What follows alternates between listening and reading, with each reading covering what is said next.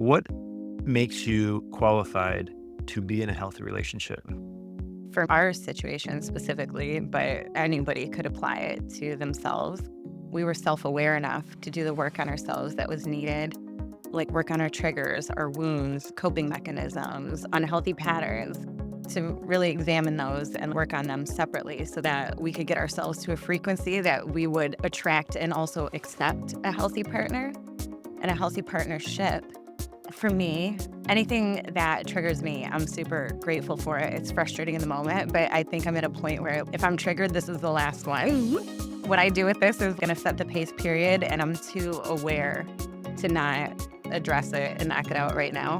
That would be childish, and I would actively be having to do it intentionally. I feel you're the same way as well. Like once you're aware of something, you're on it. 100%. I feel that leading up to that moment, there was a lot of internal work going on because you have to show up in a relationship in a very humble way. When you have a sound foundation, you're able to bring that to a partnership, a true partnership. You bring positivity, you bring your superpowers to that partnership. Thank you for that. You have unlimited empathy and grace, Grateful. You're like my crystal. It's a very mutual respect. We both bring our A games to the relationship. If someone in a relationship does not bring their best, that's when you start to get into issues. If someone in the beginning is love bombing, That's where you have to be in your toolbox hardcore when you meet anybody, whether it be friend, a potential partner, somebody at a job. Anytime I meet somebody new, I'm like, how do I feel in my body as a result of being in your energy? Do I have a good reaction? Is my stomach upset? Am I starting to get a headache? How am I receiving you? What am I picking up off of you? If I'm giving you something, if I tell you something about myself that's positive, and I see even the slightest micro expression, just something, that's it. Because I let the little things go where I would recognize them very early on within moments of meeting somebody. But then, of course, because of our wounds, we convince ourselves that, no, no, your intuition told you first.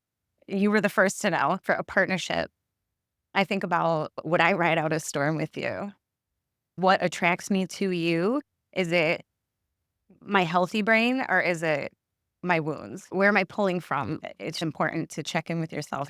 when you first meet somebody, you have a feeling, I feel very comfortable with you. You've mastered the art of peopling as I've mastered the art of peopling. So you can light anybody up and they're like, oh my gosh, she's in love with me. It's very genuine. The work that I did prior to meeting you was really about not being in my feelings. We live partly in the astral as well. We have that magic that we feel like, oh, everything is roses. I followed the facts. I followed you showing up. I followed you saying something and coming through with it. To me, that's where I was able to be more vulnerable and put down my guard and be able to trust because of the facts that you were always showing me of who you are as a person, rather than it being a feeling of, yeah, she's beautiful. Oh my gosh, she's sexy. As you said earlier, ignoring all these red flags.